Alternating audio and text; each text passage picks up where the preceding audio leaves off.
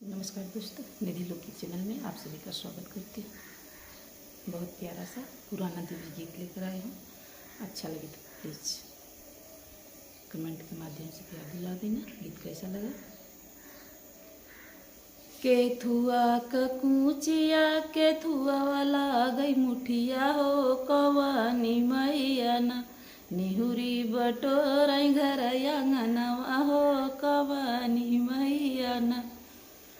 केथुआ कूचिया केथुआ वाला गा मुठिया हो कवानी मैया ना निहुरी बटोरई घर आंगनवा हो कवानी मैया ना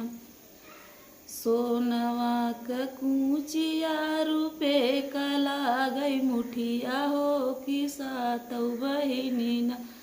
निहुरी बटोरई घर आंगनवा हो किसा तौ बहिनी ना निहुरी बटोरई घर आंगनवा हो किसा तौ बहिनी ना आंगना बटोरी माई गुरवा लगाई हो किया पुनौ जाइना गंगा ओही पार जलवा के होया पुनौ जाइना गंगा ओही पार जलवा के होया पुनौ जाइना भरी भरी कलशवा माई जगतिया पे रखई हो कि केहू न उठावैना माई कबर ला घड़ी लवा हो कि केहू न उठावैना भरी भरी घड़ी लवा माई जगतिया पे रखई हो कि केहू न उठावैना माई कबर ला घड़ी लवा हो कि केहू न उठावैना घोड़वा चढ़ल लाल चन दुलरुआ हो कि ओई उठावैना माई कबर ला घड़ी लवा हो कि ओई उठावैना घोड़वा चढ़ल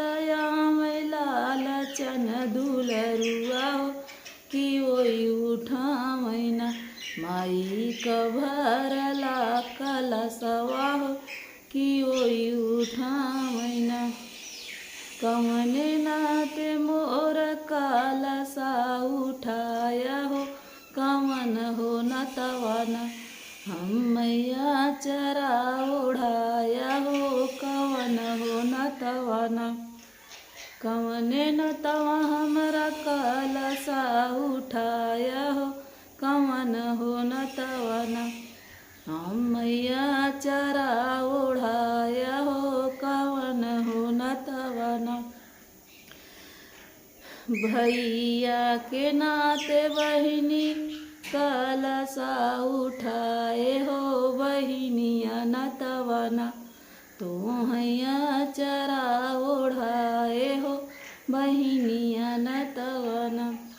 बहिनी के नाते मैया कलशा उठाए हो बीरन के नतवाना बहिनिया चरा ओढ़ाए हो बीरन के नतवाना बहिनी के नतवा बहिनी कलशा उठाए हो बीरन के नतवाना बहिनिया चरा ओढ़ाए हो बीरन के नतवाना।